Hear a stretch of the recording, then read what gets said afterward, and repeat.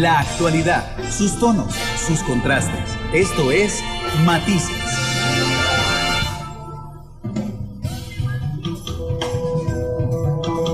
Dos de la tarde con 25 minutos. Muchas gracias por estar con nosotros en Matices. Dice Canava en Twitter: en serio, Randall está feliz, llorando de alegría por tener el mismo nivel de pobreza del 2012-2013. Bueno, yo no les voy a anunciar los resultados, que sean doña Elena y don Carlos Alvarado hoy, que nos cuenten cómo salió el informe. Doña Elena. Gracias. Este dato de disminución de la pobreza que nos ha entregado el INEC esta mañana, después de haber hecho su encuesta de hogares, nos dice que en el año 2014 nosotros teníamos una pobreza total medida por ingreso de un 22.4%. En el año 2016, a 2 años de esta administración, tenemos un 20.5%. La pobreza rural en el año 2014 era de un 30.3%. Y hoy, en el 2016, es de un 25,7%, o sea, es una disminución realmente de casi 5 puntos porcentuales.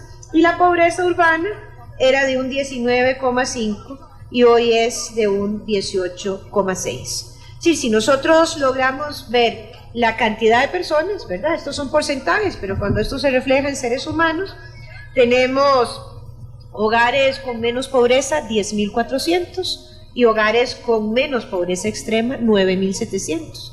Esto es como que llenáramos un estado y medio de gente que hoy están con otra condición, gracias a un trabajo sistemático que hemos hecho desde el día 1 de esta administración. Por supuesto que esto a nosotros nos llena de una gran alegría. Esto significa que estas personas viven mejor, que ya no tienen hambre, que están teniendo una cantidad, no es un subsidio, están teniendo una cantidad de oportunidades de movilidad social que les permita sostenerse fuera de ese estrato socioeconómico que son las personas en condiciones de mayor pobreza.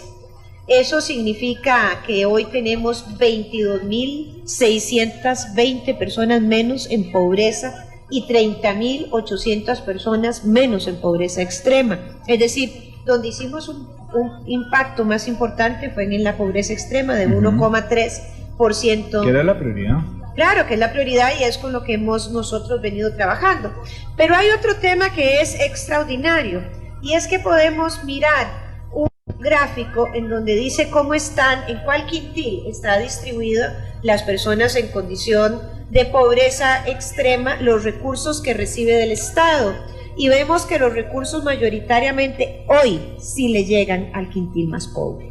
Y como ya en el quintil más rico no llega nada. Esto quiere decir que aquí hay una buena escogencia de las familias que están en condición de pobreza extrema y que a ellos son a los que les estamos ayudando y enfocando cada uno de nuestros apoyos para que puedan generar movilidad social. Y el evitar las filtraciones realmente significa la transparencia en la política pública. Y sobre eso yo me siento muy orgullosa. Déjeme ponerlo en términos periodísticos, porque durante muchos años los medios de prensa informamos cómo las políticas para disminuir la pobreza eran ineficaces. Ineficaces significaba que no lograban resultados, pero además eran poco eficientes porque había muchas filtraciones, había gente que no necesitaba ayudas y ahí se iba una buena parte. Bueno, en el gráfico que... don Esteban, usted me ayuda a decirme en cuál cámara estamos. Creo que estamos en la 42. No, solo hay 4 cámaras. Ahí se... Es esa. Si le pueden hacer un zoom los compañeros de Canal 2 al gráfico, porque yo creo que ese es un tema muy relevante, tomando en consideración que es un dato cualitativo importantísimo de lo que se brinda esta mañana por parte del INEC. Bueno, ahí están haciendo el zoom. Exacto. Ahí está el zoom. Ahí está La primera es la pobreza total. Y la segunda es el primer quintil. Y lo que vemos verde son quienes reciben los subsidios del Estado. Vemos que están concentrados en el quintil 1 y el quintil 2. Ya vemos que en el resto no se están otorgando estos apoyos. Eso es una buena razón para decir que transparentemente se han dado los apoyos necesarios a estas familias. De hecho, empecemos por lo básico. ¿Qué se entiende por pobreza extrema? Y bueno, tal vez don Carlos. Bueno, si quiere Carlos, está bien. ¿Qué se entiende por pobreza? ¿Qué es pobreza y qué es pobreza extrema? Bueno, pobreza y pobreza extrema, la de medidas, y eso es lo que hemos incorporado dentro del estudio, medidas por ingreso, es decir, por el ingreso económico de las personas, se determina una línea de pobreza, una línea de pobreza extrema. Si le parece, hablemos primero por ingreso. Y ahorita hablamos del tema multidimensional porque midieron las dos. Eso es lo que tradicionalmente se había medido. Esa es la comparable histórica. No, todas, mira, eso es lo curioso, tenemos las líneas históricas desde el 2010. Sí, lo que pasa es que tal vez vale la pena aquí explicar. Nosotros adoptamos el índice de pobreza multidimensional en un año, es decir, se midió, el INEC lo mide por primera vez en el 2015. Sin embargo, como el INEC tenía datos, hace una retrospectiva hasta el 2010. Ok. ¿Verdad? Pero la mide esta administración en el 2015. Y entonces, claro, cuando nosotros lanzamos esta medición, dijimos, bueno, esto se puede hacer un enredo, tener esta forma de medición por 19 causales y esta otra forma de decisión por una única causal, que es el ingreso, cuánta plata se tiene. Entonces, no descartamos ninguna de las dos. Por eso es que hoy podemos hablar de las dos formas de medición. Hablemos de ingreso. Por ingreso, estamos hablando de que la pobreza por ingreso es una medición de el monto económico por hogar, también por per cápita, que requiere una familia para satisfacer una serie de necesidades básicas. Y cuando hablamos de pobreza extrema, estamos hablando de las necesidades básicas alimenticias, es decir, aquello para consumir las 3 comidas básicas o el contenido calórico mínimo para dar continuidad a la vida. Solo para comer. Solo para comer. Pobreza extrema es lo básico de alimentación. Ahí no está contando ni transporte, ni vestido, ni seguridad social, ni educación. Pobreza básica llega un poco a ese nivel. Quienes están por sobre la línea de pobreza es quienes, lo que se denominan los no pobres, son quienes tienen mayor ingreso para satisfacer una serie de necesidades. Quienes están por debajo de la pobreza son quienes no tienen suficiente ingreso para satisfacer esas necesidades, y quienes están por debajo de la pobreza extrema son los que no tienen ni lo necesario para cumplir con las 3 comidas al día, el contenido calórico mínimo para dar seguimiento a la vida. Es ya de nutrición y es una situación paupérrima para la vida humana. Eso es por ingreso. La pobreza extrema significa en 2 platos, no comer 3 platos de comida al día, digámoslo así, ¿verdad? Pero además vivir con menos de $1.25 por día. Sí, o sea, es dramático. Eso es dramático. Ese es el ingreso. La pobreza global es vivir con menos de $3.50. Okay. ¿Verdad? Pero una pregunta estadística: cuando uno saca gente de pobreza extrema por ingreso, a pura lógica caen a otra pobreza. Así es. O sea, cuando ustedes dicen hoy que disminuyeron hogares de pobreza extrema, por eso es que la disminución en la pobreza básica, sí, no es tan fuerte, porque ustedes lo que hicieron es que lograron sacar gente de pobreza extrema y a pura lógica cayeron en la otra, pero digamos es subir un nivel en cuanto al consumo. Es una diferencia sustancial. Las personas que están en pobreza extrema son parte de ese conjunto de personas en pobreza. Lo que pasa es que son los extremos, son las personas con mayor pobreza, y ciertamente aquí lo que estamos llamando la atención es que logramos reducir las personas en pobreza extrema, es decir, esas personas que están en la peor situación, se redujo hasta en casi 1 punto porcentual. Y no solo eso, sino también se redujo la pobreza básica hasta en poco más de 1 punto de este año al año anterior, pero del 2014 a este año se redujo en 1.9, es decir, casi 2 puntos porcentuales de reducción de la pobreza básica en los últimos 2 años. Es decir, ahí hay un resultado que, como el mismo INEC manifestó en la conferencia de prensa de ellos de la mañana, es estadísticamente significativo. Es decir, no está en el margen de error. Esto es algo que es estadísticamente significativo, que es una reducción real. Sí, pero además tiene una importancia. Le agradezco al expresidente Miguel Ángel Rodríguez, que nos está escuchando esta tarde y que normalmente escucha Matices, y que me hizo el aporte justamente de lo que preguntaba. El expresidente dice: los números de pobreza básica, pregunta si incluyen, lo sostiene, los números de pobreza incluyen los de pobreza extrema. Es correcto. Es un subconjunto del total que es la pobreza básica. Y aprovecho también para enviarle un abrazo a don Miguel Ángel, a quien le tengo tanto cariño y admiración. Por supuesto, esto es un conjunto de digamos, de la división de dos, pobreza extrema y pobreza básica. Es decir, ¿por qué se subdivide? Porque en menos de $3.50, perdón, están todos los demás. Pero una cosa es vivir con $3.50 y otra cosa es vivir con $1.25 al día.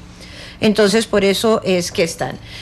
Siempre habíamos manejado estos números, digamos, de que alrededor de un 20%, un 22%, que era lo que teníamos, que son los que yo acabo de dar, estaban en pobreza, pero eso se divide que ahí había un 6, un 7% de ese que estaba en pobreza extrema. De hecho, a mí, les soy sincero, me ha sorprendido un poco una cierta reacción, y lo observé sin querer, cierta reacción que he visto en redes sociales desde que iniciamos el programa, porque hay gente, de hecho hay un par de asesores legislativos de oposición a través de mensajes de texto que sostienen, no, es que no bajó la pobreza, cambió la metodología. No. Yo creo que han sido muy claros esta tarde. Falso. La metodología es la misma y es equiparable del 2010 a hoy, a 2017. Hay 7 mediciones consistentes con la misma metodología que son equiparables, que son desde el cambio de metodología, que es la ENAU, que es la actual, desde el 2010 hasta la última medición del 2017. Antes, 2009 y para atrás, era otra metodología que para hacerla equiparable hay que hacer un ajuste, casualmente por el cambio de metodología. Pero los datos tanto de pobreza extrema, pobreza básica de ingreso, pobreza rural y pobreza multidimensional del 2010 a hoy, 2017, son todos comparables. De ahí que nosotros sostenemos, con el apoyo de los datos, que tenemos hoy la pobreza más baja de los últimos 7 años. Porque sí, es así, es la de 20.5, es la medición más baja de los últimos 7 años. Es decir, estamos comparando chayotes con chayotes, ¿verdad? Para ponerlo en palabras sencillas. Es que los voy a meter en un momento en un ambiente político y no necesariamente estadístico y técnico.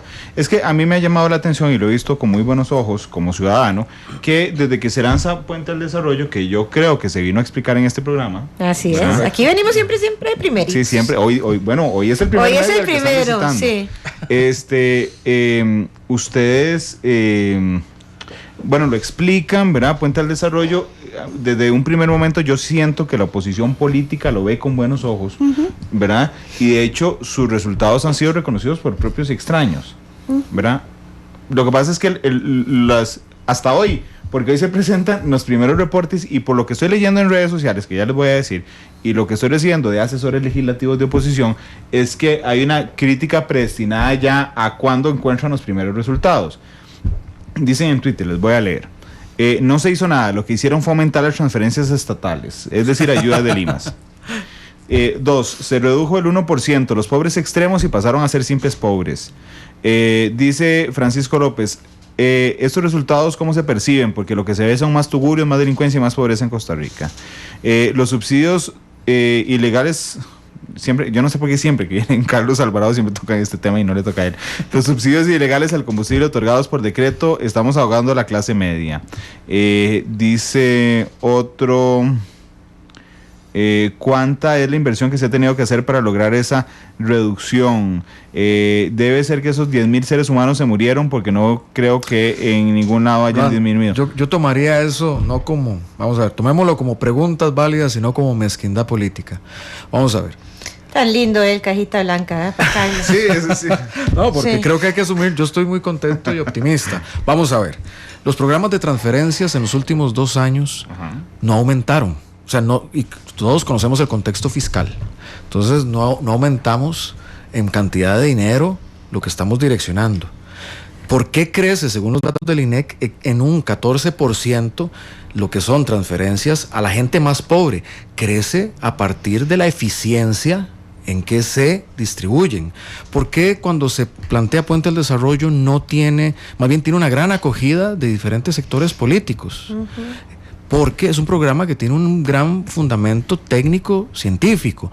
Vamos a repasar. Lo primero que hicimos en octubre del 2014 fue los mapas sociales, es decir, las zonas donde se concentran los principales bolsones de pobreza, y ahí había que ir, política o no, alcalde o no, partido político o no, ahí había que ir. y eso se usó como criterio.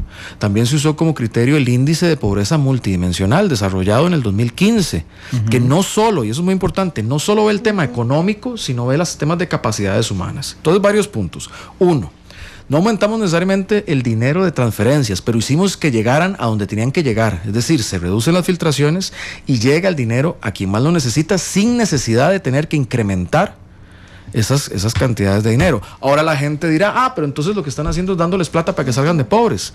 Pero ahí es donde está todo la importancia de Puente del Desarrollo. Puente del Desarrollo no es la transferencia.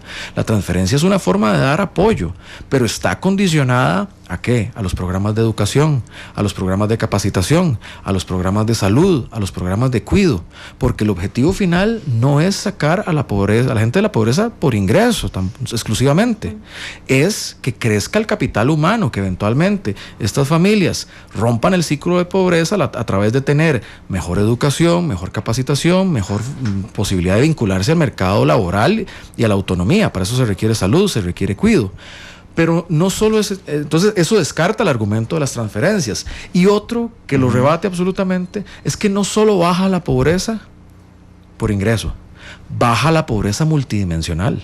La pobreza multidimensional no mide ingreso de las familias, mide esa calidad más bien de derechos y calidad de vida en diferentes dimensiones. Entonces estamos siendo consistentes en que baja la pobreza por ingreso básica, baja la pobreza extrema, baja radicalmente hasta casi 5 puntos porcentuales la pobreza rural y baja también la pobreza multidimensional, y la multidimensional, la básica y la rural bajan al nivel más bajo de los últimos 7 años según el INEC con la misma metodología.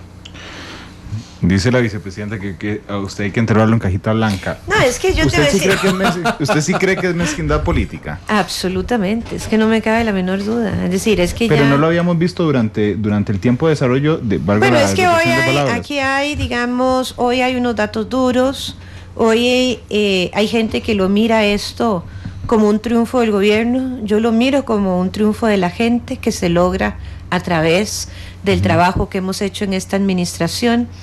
Y entonces, vieras que yo he empezado a perderle el respeto a esas personas que solo hacen la crítica por la crítica, ¿verdad? A mí me encantaría saber 3, 4 cosas de fundamento que tengan para decir eso y que nos den posibilidades de mejora. Porque yo estoy acostumbrada a recibir críticas. Además tengo muchos años de andar en esto. Le acaban de poner justamente que usted, cuando le dijo cajita blanca a don Carlos, le pusieron, es que es intolerante a la crítica. No, pero para nada. Es decir, tengo muchos años, pero a mí me encanta que la crítica venga acompañada de alguna cosa propositiva. Porque decir, no, eso es malo, no, eso no pasó, no, eso es mentira. Es decir, llamar mentiroso hoy, a quien hay que llamar mentiroso, si esto fuera algo falso, sería al INEC, ¿verdad? Que realmente es el centro estadístico más serio que tiene este país. Sería decir que han hecho algo que no tiene la rigurosidad científica con la que han trabajado desde todos los años el Instituto Nacional de Estadística y Censos, que está compuesto por personas absolutamente técnicas y la de mejor calidad profesional. Entonces, lo que yo ya no tengo es tanta tolerancia a la queja, exclusivamente por la queja, porque a mí me encanta la gente que viene y me dice, usted todo esto lo está haciendo mal, pero mire, y si lo hiciera así, y de repente nos convencemos y cambiamos la posición.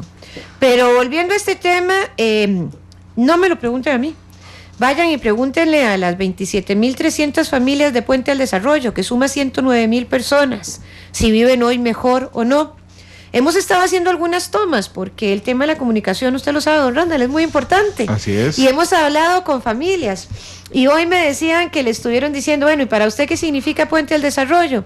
Y que unas personas contestaron felicidad, paz, tranquilidad, progreso, en una sola palabra. Entonces, esas palabras sí tienen una enorme validez. Pero por supuesto que cuando uno está en estos cargos, está sujeto a la crítica todo el día. Pero ya yo lo miro como es una crítica sin capacidad de construir. Bueno, a mí me alegra además que tenga el tema de la comunicación tan claro, pero es que durante el tiempo que se ha puesto en marcha Puente al Desarrollo, vamos a ver, tal vez ahora viéndolo en retrospectiva, es políticamente correcto apoyarlo desde la oposición, pero hoy hay una diferencia, hoy hay datos. Así es, y ahora que usted decía, digamos, que lo han apoyado muchas personas, quisiera mencionar 2 personas, expresidentes de la República que han hecho apoyo explícito. A través de su columna, don Miguel Ángel Rodríguez Echeverría habló sobre las bondades de Puente al Desarrollo, y en conferencia de prensa, don José María Figueres habló de su apoyo a Puente al Desarrollo. Es decir, hablo de 2 expresidentes, de 2 partidos políticos diferentes, que ambos han expresado que esta es una iniciativa y un esfuerzo que debe ser sostenido en el tiempo. Me imagino que hoy habrá alguna discusión interesante en la Asamblea Legislativa y escucharemos otras personas del ámbito político hablar bien o mal. Yo no sé cómo van a hablar, pero hasta el momento he visto que hay algunas personas que lo han asumido con seriedad. De hecho, el expresidente Rodríguez les acaba de escribir hace un instante: felicíteme a los 2 por el gran trabajo, y creo honestamente que habría que agregar a alguien que no está en esta mesa, que es don Emilio Arias, que es el no, claro que presidente de sí. Limas. Don Emilio realmente anda trabajando porque necesitamos mejorar la cobertura en materia de cuidado a niños y a niñas, y anda precisamente tratando de establecer cómo ampliamos una estrategia de corresponsabilidad social del cuidado.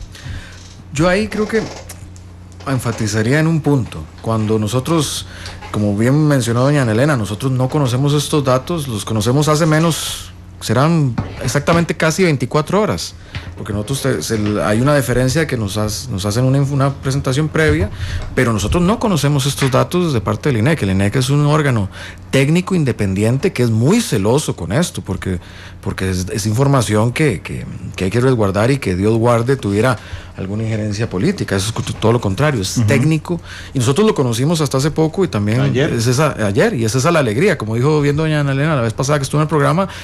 Hemos pasado nosotros en angustias de ver cómo salían estos resultados. Dichosamente son positivos según lo planeado. Ahora, cuando nosotros hacemos nuestro anuncio como gobierno, nosotros decimos: Costa Rica redujo la pobreza. Es Costa Rica, esto es un logro del país. Si bien nosotros hemos trabajado en esto los 2 años, es Costa Rica, son costarricenses a quienes hoy tienen una mejor situación. Y a mí me complace, como lo ha dicho también doña Ana Elena, que expresidentes de la República hayan manifestado lo importante que es esto, como lo ha hecho, por ejemplo, en el discurso de 1 de mayo, don Antonio Álvarez. Él lo reconoce en el discurso de 1 de mayo como una política importante. Le escuché declaraciones similares a don Rolando González. Personalmente he recibido comunicaciones similares de don Rafael Ortiz, por ejemplo. Así es, don Rafael Ortiz ha estado interesado en este tema. Don José María Villalta, es un tema que en una de sus clases me invitó a presentar, y también hizo señalamientos ahora positivos. Me dice porque no lo encuentro por ningún lado. Entonces, eso lo vemos después del programa. Sí, entonces, vamos a ver, esto es algo positivo para Costa Rica, y nosotros también lo hemos visto así, porque independientemente del vaivén político, algo bueno es algo que tiene que profundizarse, y aquí creo que hay algo bueno para la gente. O sea, esto no es para alimentar una discusión de Facebook, estos son personas que, porque tienen acceso a un seguro de salud, detectan enfermedades de manera temprana. Son niños que, porque van a una red de cuidado o al Sensinay desde pequeños, tienen una mejor estimulación, una mejor nutrición. Son chicos de primaria que tienen su beca de FONAVE para poder seguir en sus estudios y ayudar a su casa. Son muchachos que están en secundaria y tienen Avancemos y terminan su estudio secundario y tienen más posibilidad de ir al trabajo. Son jefas de hogar que se capacitan o en el INA o en el INAMU para también conseguir un empleo y mejorar la condición de su familia. Son jóvenes que están en Empléate y que tal vez no terminaron la secundaria, pero pueden a través de un oficio conseguir un empleo. Esto es todo lo que está allí. Esto por mencionar algunos ejemplos. Eso no es, digamos, no es una mera transferencia. Es todo esto, la pensión del régimen no contributivo, claro. Los adultos mayores en pobreza que no tienen un ingreso. Antes tardaban hasta un año en dárselas. Nosotros hemos bajado los tiempos a 2 meses. Entonces, eso es de lo que estamos hablando, y eso es bueno para las personas. Técnicamente, ¿cómo se llama? Porque sé que no son transferencias per se, pero ¿cómo se llaman? Transferencias condicionadas. ¿Cuál es el nombre técnico correcto? Vamos a ver, es una articulación de una serie de herramientas de protección social. Por ejemplo, Avancemos es una transferencia condicionada. FONAVE. Tenemos una pensión no contributiva, que es para darte una protección social. Sí, el INA no son herramientas, el INA son herramientas de capacitación para generar capacidad humana para el trabajo. Entonces ahí, digamos, hay una mezcla. El seguro es una mezcla de toda la plataforma social del país, que antes tenía una gran dispersión y desarticulación. Hoy, a través de los cogestores, los sistemas de información, es decir, la informática, los mapas sociales, el trabajo político que doña Ana Elena ha liderado. ¿Por qué? Porque hay que sentar a las diferentes instituciones y decirles: chavalos, pónganse de acuerdo, trabajen juntos, trabajen sobre la misma población, no dupliquen esfuerzos, más bien multiplíquenlos en favor de estas personas. Eso que es un esfuerzo. Hoy hacíamos un recuento. Vamos a ver, nosotros los primeros claridad de diagnóstico sale a partir de las reuniones del Consejo Social liderado por doña Ana Elena, que empezó hace 2 años. Nosotros publicamos los mapas sociales hace 2 años exactamente, en octubre del 14. El índice de pobreza multidimensional hace 1 año. Puente al Desarrollo se lanza en abril del 2015, hace más de 1 año. Y hoy, en diciembre del 2015, ya terminamos de reclutar a las 27.300 familias, que no es un tema menor. Hay que escoger aquellas que califican porque son las que lo necesitan, y eso lo hace la técnica, no lo hace la política. Hoy, después de todo ese proceso, después de 2 años y más, vemos resultados. Eso no es un tema de la noche a la mañana, y no es un tema meramente de transferencias. Es un tema que impacta el desarrollo humano en salud, en educación, en capacitación, que pasa por todo el ciclo de vida, en menores de cuidado, en escuela, en secundaria, en jóvenes para la capacitación, en mujeres, en adultos mayores. Entonces cruza no solo todo el ciclo de vida, sino que para los diferentes miembros de las familias. Y con la visión de Puente al Desarrollo es que la gente deje al final que ya no dependa de la transferencia o económico, eso, sino que tenga sus propias capacidades para salir adelante. Pero igual yo no le vería nada malo. Vamos a ver, las transferencias condicionadas como parte de Puente al Desarrollo, algunas de ellas han tenido un impacto fundamental en esta reducción. Yo no veo nada malo a aceptarlo así. Tal vez la crítica es que se siente que es muy vulnerable, porque en el momento en que dejen de cumplir esas condiciones, entonces pierden el beneficio. Y tienen toda la razón. Tiene toda la razón. Por eso es que uno no apuesta a hacer una buena política social a las transferencias, ¿verdad? Uno apuesta a la movilidad social y a la capacidad instalada que uno deja en los seres humanos a través de esas transferencias. La transferencia es un medio, no es el fin. La transferencia es asegurarnos que los chicos y las chicas permanezcan en el sistema educativo.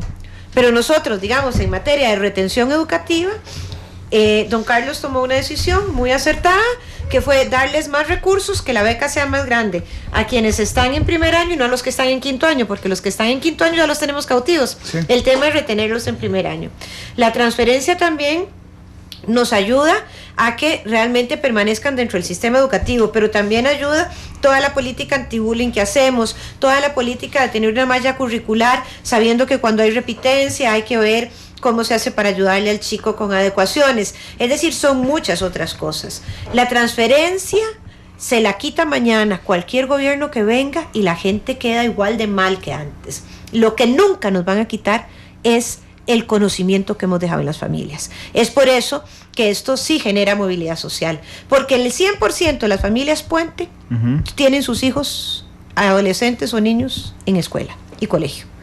Las mujeres están empezando a ir a cursos de formación humana. Estamos ahora teniendo 5,000 mujeres en cursos de formación humana. Son unos cursos que duran de 6 a 8 meses. Aprenden cosas nuevas, aprenden a hacer un CV, aprenden temas de autopercepción, el autoestima de las mujeres en condición de pobreza, que también han tenido ciclos de violencia, se ven muy minados. Estamos viendo cómo hacemos para replicar esto, porque la capacidad instalada del INAMU, cuando nosotros ingresamos al gobierno era de 1,300 cursos, estamos en 5,000 cursos, pero tenemos 10,000 más mujeres que quieren entrar. Ayer vimos con el INA la malla curricular y vamos a mandar estas 10,000 mujeres al INA, vamos a darles esto desde el INA. Es decir, es mucha transferencia de conocimiento, no solo monetaria. Hay poblaciones, Randall, que uno lo que tiene que hacer es ser solidario y hacer la transferencia monetaria. Y le voy a contar aquí una historia. Yo conocí en Pérez Celedón a una señora, doña Evangelina, con 3 hijos, no, eran 4 y una mujer. 4 hombres y una mujer. La mujer no tenía ninguna discapacidad. Los 4 muchachos tenían discapacidad psicosocial, es decir, esquizofrenia, con autismo, una cosa complicada de manejar. Y entonces, cuando yo conozco a doña Evangelina me invita a su casa, que era un ranchito. Dice, voy a acostar a los muchachos, y saca unos sacos de gangoche y ahí los meten, eran adultos. Pero además de eso, yo le digo, doña Angelina, disculpe, ¿y usted qué va a comer? Me dice, no, me trajeron esto que está aquí, un zorro que habían cazado ahí, que estaba colgando de un alambre. Y yo, simple y sencillamente, después de doña Angelina, he conocido a miles, y antes también he conocido otros, porque tengo muchos años. O sea, aquí el tema es pasarle una transferencia. Ok, le voy a decir yo a doña Evangelina que se mete en un proyecto productivo. ¿Quién le cuida a estos 4 muchachos mientras tanto? Por supuesto que ella era madre jefa de hogar. Necesitábamos darle una vivienda, necesitábamos darle pensión por sus hijos, necesitábamos saber que iban a comer otra cosa que no fuera zorro y que iban a dormir en otra cosa que no fuera un saco de gangoche. Ese estado paternalista sí lo van a tener algunas familias. Son las menos, pero existen. Los adultos mayores, ¿qué es lo que hemos hecho? Apurarles la pensión para que tengan una vejez digna, pero no estamos pensando en ponerlos a todos a insertarse de nuevo en el mercado laboral, porque por sus condiciones, además, estamos encontrando muchas personas con Alzheimer, con demencias asociadas, pero por supuesto que hay una, que es la mayoría de las familias, sí tienen capacidades para poder salir por sí mismas, pero el Estado solidario no puede desaparecer. Hay familias a las cuales hay que darle una transferencia. Otras, transferencia. ¿Por cuánto tiempo? Eso es una de las cosas que medimos. Nosotros ahora con el SUNERUVE tendremos, si usted tiene 10 años de darle la misma transferencia a una familia para que el chiquito vaya a la escuela, ya, ¿verdad? O sea, ¿qué pasó? ¿Dónde está? ¿Por qué no fue? ¿Por qué no se graduó? Todo eso ya lo tenemos porque el SUNERUVE será el sistema nacional, ¿verdad?, de beneficiario único que nos permitirá tener 12 instituciones en una sola base de datos, desde el Tribunal Supremo de Elecciones hasta la Caja Costarricense del Seguro Social, para poder mirar individuo por individuo los indicadores de éxito en medida que vayamos trabajando con ellos. Dice Rodolfo Morales, y me parece muy atinado el comentario, urgente, el INA debe tener horario nocturno. Sí, claro, totalmente. Se necesita plata para eso, yo no tengo duda, pero es urgente. Ya, digamos, nosotros a raíz del Plan Impulso contratamos 150 nuevos instructores para que dieran también solamente cursos de demanda que tenía las empresas. Es decir, la demanda del mercado laboral, la oferta de capacitación se la tiene que dar el INA. Y a todo nuevo contrato lo hacemos contratos que tengan horarios vespertinos, es decir, que puedan enseñar en la noche. Tiene toda la razón, así encontramos nosotros los contratos de las personas del INA y pues bueno, usted sabe que es difícil modificar y ahí está el servicio civil y lo demás, pero las reglas del juego nuevas y ya con 150 remozados son esos horarios vespertinos. Estamos hablando del índice de pobreza publicado hoy por el INEC, que demuestra una disminución en la pobreza medida por ingresos, que es la medida clásica, digamos, que se ha generado en Costa Rica, como la disminución en pobreza multidimensional que empezó a medir este gobierno en el 2015. Hace un instante, la Unión Costarricense de Cámaras y Asociaciones del Sector Empresarial Privado, que es mucho más cómodo decirle UCAEP, celebra el avance de la reducción de la pobreza en Costa Rica. Dice el sector empresarial, reconoce los esfuerzos del Consejo Social a cargo de la vicepresidenta de la República, Ana Elena Chacón. El país debe apostar por la educación como la vía para una disminución sostenida de la pobreza. Ya vimos el peso del programa Avancemos y de las transferencias condicionadas, que efectivamente la vicepresidenta lo admitió aquí. A veces puede ser vulnerable, pero a veces no hay otra forma de sacar a una familia de la pobreza extrema en el tema de las transferencias condicionadas. Pero ¿hay algún dato de cuánto pudo haber influido la generación de empleo en la disminución de las familias en pobreza o en extrema pobreza? Bueno, vamos a ver, eso es una de las discusiones. Digo, que lo responde el ministro de Trabajo, Por supuesto. Vamos a ver, cuando estamos viendo los datos de la encuesta continua de empleo, sí también cotejados con lo que venía de la ENAO, no voy a ocultarlo, sí sentimos preocupación, porque si bien el desempleo se mantuvo estable, inclusive bajó a 9.4, sí se ve en Costa Rica un fenómeno de la disminución de la fuerza laboral ocupada, es decir, tenemos un fenómeno en que muchas personas mayores de 60 años están saliendo porque somos un país que está envejeciendo. Sí. Tenemos un fenómeno que valoramos positivo, que muchos más jóvenes están estudiando. El grupo de 15 a 24 años es mayor, hubo una ampliación de los que solo están estudiando, lo que nos es positivo, pero sí tenemos un reto en la población de 25 a 59, sobre todo de las mujeres, porque tenemos muchas mujeres de fuera de la fuerza laboral. Eso nos preocupó porque como no se amplió la población que trabaja ahora, dijimos, bueno, esto podría tener un impacto en la ENAO. ¿Qué es lo que estamos leyendo ahora? Y es una hipótesis, lo reitero, no es una afirmación, es una hipótesis de estudio, pero lo dijo un experto del Banco Central, y esto va muy en línea con lo que vemos en los resultados.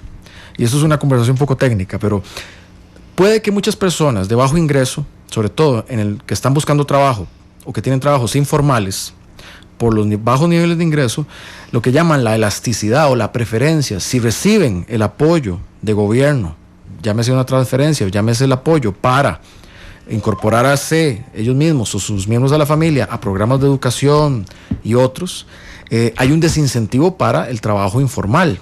Entonces, porque ciertamente vimos una reducción también de la informalidad. Entonces, ¿eso qué puede decir? Que estamos incentivando a la gente a dejar esas actividades informales para enfocarse en otras de desarrollo humano. Esa es una hipótesis ¿y cuáles son los elementos que nos lo dicen? Reducción en informalidad en esos sectores y incremento la llegada del apoyo del Estado. Ahora, ¿que son solamente transferencias? No son solamente transferencias. Detrás de ello viene una transferencia, pero de capacidad humana, en salud, en educación, en muchas otras cosas, en alimentación. Claro, pero en este momento, digamos, la reducción de la pobreza medida por ingreso, responde únicamente a transferencias condicionadas y la ayuda que se da de Puente al Desarrollo. Tiene un gran componente pero para yo eso. También quisiera aclarar, digamos, que esta encuesta no abarca exclusivamente familias Puente al Desarrollo. Sí. O sea, esta es una muestra realmente mucho más grande, que no necesariamente está en los distritos que nosotros estamos trabajando, que son los 75 distritos. Esto, si nosotros hiciéramos algo exclusivo sobre Puente al Desarrollo, que ya lo hicimos a lo interno, con estadísticos muy serios, podríamos ver otros números que dan mejores resultados de las familias de Puente al Desarrollo. O sea, esto tiene diferentes respuestas. Un tema de la baja inflación también, ¿verdad? Tiene respuestas de crecimiento económico, creación de nuevos empleos, se han creado nuevos empleos. O sea, nosotros logramos detener el desempleo, ¿verdad? Esta alta tasa, y bajarlo en algunos puntos. Quisiéramos bajarlo más. Ese siempre es, digamos, el empleo es la cereza del pastel. Sí. Cuando ya la gente tiene un buen trabajo, además yo estoy segura, mira, autonomía. Entre usted y yo, Rana, o sea, mañana no tenemos empleo y pasamos a otro estadio socioeconómico totalmente, ¿verdad? Eso es lo que nos hace tener las posibilidades, en la medida en que uno pueda, de tener una vida con paz, de que nuestros hijos van a comer. Entonces ese es, digamos, el gran reto que tenemos. ¿Cómo insertar más mujeres en el mercado? Acuérdense que la tasa de desempleo de las mujeres es 3 puntos porcentuales más que la tasa de los hombres. ¿Cómo insertar más a los jóvenes? Y cómo insertar a las personas con discapacidad. Bueno, y es que voy a pedirle... Un puntito ahí, señor. Reducción de la pobreza en Guanacaste. Son una región, en los últimos 2 años, en Guanacaste la pobreza se redujo en 9 puntos en los últimos 2 años, en Guanacaste. En la región Brunca, en el último año, más de 4 puntos porcentuales. Entonces, hay impactos considerables. ¿Qué apunta Puente al Desarrollo? Y en general la estrategia, que las personas que hoy están en pobreza puedan subir sus niveles de capacidades educativas, de salud, de formación, para que puedan llenar esos puestos de trabajo que el país está generando. Nuestro problema de desempleo es no tanto coyuntural, es un tema estructural. Tenemos muchos puestos de trabajo y tenemos mucha gente que quiere llegarlos, pero con niveles formativos muy bajos. Por eso, pero yo me imagino desde la ignorancia que el sueño social, digamos, es que las personas que están en pobreza extrema, consigan un empleo fijo que los saque de la pobreza. Supongo que ese es como el sueño. Sí. ¿Verdad? Como el problema del desempleo es estructural y no coyuntural, no es tan fácil de manejar. Y entonces, de forma subsidiaria, son programas como Puente al Desarrollo que, como no podemos generar 30.000 empleos mañana, entonces viene de una manera urgente, porque es urgente cuando usted tiene pobres, cuando tiene gente sin comer, de una manera subsidiaria hacer la solución mientras los capacitan para encontrar un empleo. Pero digamos, en lo inmediato es el apoyo económico, pero también atiendo lo estructural. O sea, que estamos apostando a que esos niños y esos muchachos sigan en el colegio y en la escuela, a que los jóvenes consigan un nivel formativo que les permita llegar a obtener un empleo. Es lo que se llama el nivel sociolaboral en la estrategia Puente de Desarrollo, que es lo que llaman el tercer nivel. Primer nivel es el básico de asistencia, segundo nivel es protección social y generación de capacidades, y el tercer nivel, la cereza en el pastel de lo que estamos haciendo, la misma estrategia Puente, es la vinculación sociolaboral, que es lo que lleva a la independencia, a desenganchar el nivel asistencial. Gustavo Araya, que es el presidente de la Cámara de Hoteles, levanta la mano, de hecho lo hace con un GIF en Twitter y dice: bueno, en esto sí tengo que decir que el turismo está jalando la economía también en las zonas rurales. Pero no entendí la otra parte. Está jalando también el sector turismo turístico. Está creciendo a 2 dígitos, que es un crecimiento acelerado. Estamos teniendo más vuelos, estamos teniendo los anuncios de las aerolíneas que vienen tanto a San Juan Santa María como a Liberia. Hay un muy buen dinamismo. Se está construyendo el centro de convenciones, es decir, es uno de los sectores que nos está ayudando. Pero además, a ver, el dólar turístico es el dólar más democrático y mejor repartido de cualquier otra empresa. Yo siempre he sido una defensora del sector, porque además el turismo puede tener mano de obra calificada y mano de obra no calificada. El grave problema que nosotros tenemos es en ese grupo poblacional de chicos que no han terminado la educación secundaria, que ya están grandes, que no quieren volver al colegio, que entonces tenemos que ofrecer una carrera técnica y donde están destinados a tener trabajos mal pagados. Sí, hablemos de la multidimensionalidad. Es la palabrilla que usé esta tarde sin pegarme. Son las 3:10, porque uno puede pensar efectivamente que en la medición de pobreza por ingreso, entonces las transferencias directas y las transferencias condicionadas tienen un enorme impacto, pero no necesariamente la multidimensional, porque se miden muchos factores, muchas dimensiones, valga la palabra, ¿verdad? Y entonces Puente al Desarrollo no necesariamente llega a todas las dimensiones. Eso genera causas más amplias a la hora de disminuir la pobreza multidimensional. Así es, la pobreza multidimensional lo que hace es poder tener esta mirada mucho más amplia en las causas coyunturales que hacen que las personas estén en condición de pobreza y pobreza extrema. Entonces nosotros hablamos ahora de familias y de personas con pobreza multidimensional. Nosotros diseñamos 19 indicadores que tienen pesos relativos más o menos parecidos en 5 áreas en lo que medimos, y ahí cuando una familia marca más de 4 carencias de estas, entonces es una familia que tiene pobreza multidimensional.